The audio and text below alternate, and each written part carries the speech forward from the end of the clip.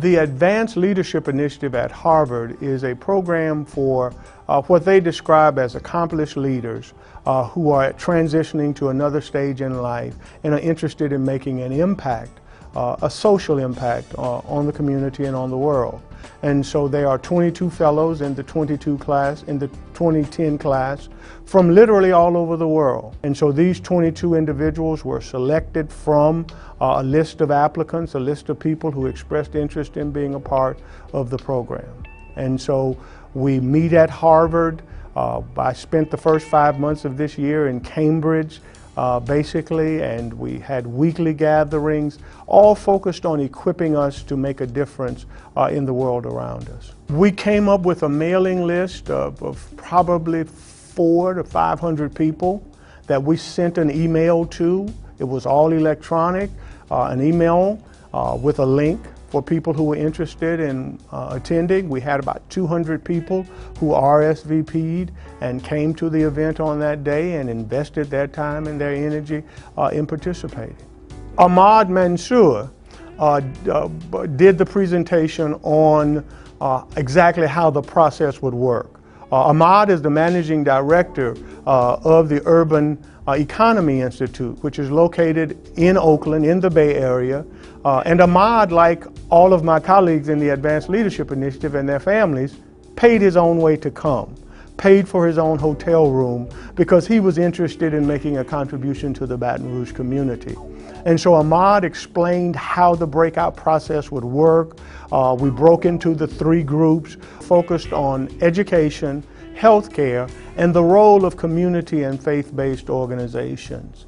And those came out of looking at what were the interests and experiences of the fellows in the Advanced Leadership Initiative and what were some critical issues here in Baton Rouge. And so kind of looking at those commonalities of interest in the fellows and issues in Baton Rouge, the planning team ended up with those 3 areas to focus on. Certainly there are a lot of issues that could have been addressed, but in an attempt to make it something that was manageable, we limited it to those 3 areas. And so the groups went through a list of questions. You know, sometimes we are in a hurry to get to the answer, and sometimes the most important thing is to make certain that we are asking the right question. And so the process that Ahmad outlined required the groups to begin to look at questions. After a context was set by the leader of that particular breakout group, they broke into smaller groups and they began to throw out focal questions. And then each of the smaller groups agreed upon a focal question. This will be the focus of our discussion. And then they began to develop solutions to that question. And then they proposed what would be headlines, newspaper headlines that you'd like to see 5 to 7 years.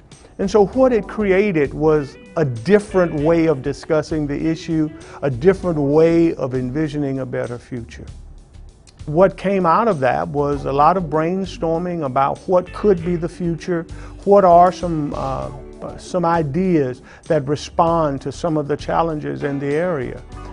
And so what will happen from that meeting is that there is a narrative that is developed that captures the conversation, that outlines some of the suggestions. And what we are working to do is to bring back together those who are interested to begin to organize in those 3 areas to pick one of the suggestions or 2 of the suggestions and begin to work on bringing them to fruition. It would be truly citizen-led innovation. It continues based upon the interest and the willingness, first and foremost, of the people who were there. And so we recently surveyed the participants to gauge interest, and it was overwhelming that there was an interest in continuing the conversation, in continuing what we describe as a different conversation about familiar issues. And so there will be a subsequent gathering, whether it'll be separate groups around education, healthcare, and the role of faith and community-based organizations, or whether it will be everyone coming together again, is to be determined. And when we do the next steps, we will go to great lengths to make it as public as possible so those who are interested will have an opportunity to participate.